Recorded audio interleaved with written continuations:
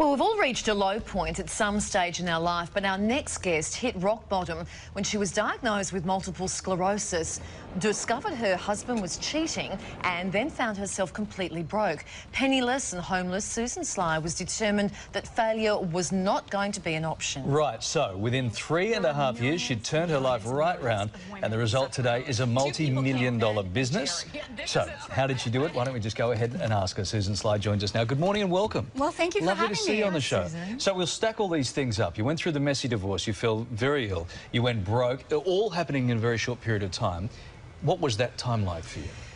It was, I mean, there are so many women watching this now who are suffering in silence, and to say that my suffering was any greater, but that happened within a 3-day period. I was diagnosed on January 13th of 2000, and I was home on the internet and I was looking up some things, and I caught the chat log of my husband's affair 3 days later, and within 16 weeks we lost our business. I was $100,000 in debt. I lost my home, my car, and I ended up homeless. And thankfully, my brother-in-law took me in. So as a single mom, I was living on his sofa.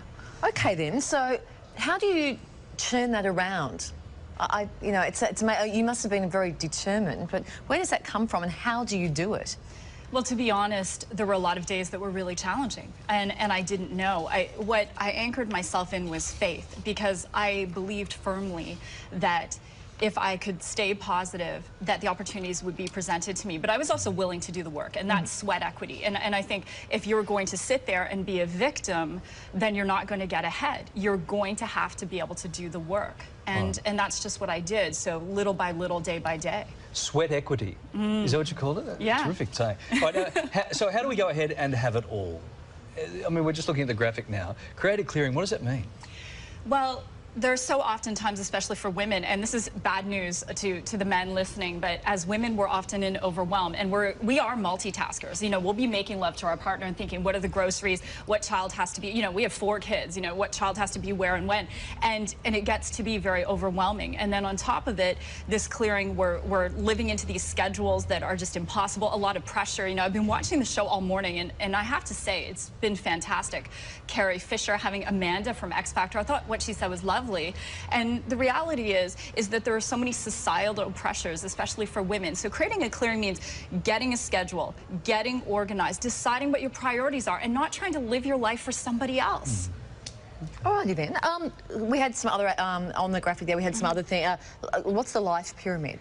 Well, this is really, Kylie, how I turned my life around. I made a decision that most women are trying to live their life. It's like spinning all these plates in the air, and they're trying to balance on a pyramid on the tip, right? And when you fly on the airplane, you know, they always say, if you're traveling with your child, when the oxygen mask drops, put it on yourself first. But all women are trying to put it on everyone else first. And so the life pyramid is a concept that I came up with to teach women how to get their heads on straight. So at the base is your health. You've got to take care of your health. And I was up running this morning at 5:30 in the morning in Sydney. I've never seen so many runners. I thought there was a race on an early morning ride. And it was lovely to be in a city that's so fit and health conscious. And then next are relationships, because once you have your health, taking care of your relationships, and then your business and finance. I saw 1 out of 6 people have a secret bank account. What's up with that? You know? And then the next part of course, is giving back. And a lot of women and men are trying to give from a well that's empty. They're trying to give from a place when they haven't put the oxygen mask off.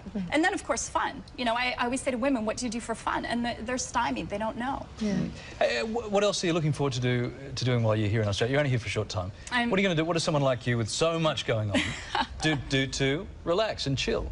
Well, I'm here to do events, and of course people can go to the website and see what I'm doing.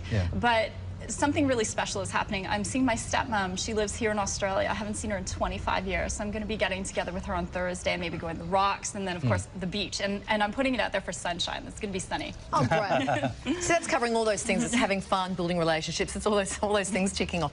Hey, it's so nice to meet you. So when you said that wives think about other stuff while you're doing that, is that all wives? Oh, no. You have to ask. Good. No, just want to check. All right. Just want to check. And not shoes. Everyone. We think about shoes a lot of the time, too. During then? Oh, no. Some men think about shoes during that. Thank you, Susan. Lovely to see you. Enjoy your stay here in Australia. To find out more about Susan Sly's seminars on becoming a have-it-all woman, just go to the Morning Show website. All the links are right there for you.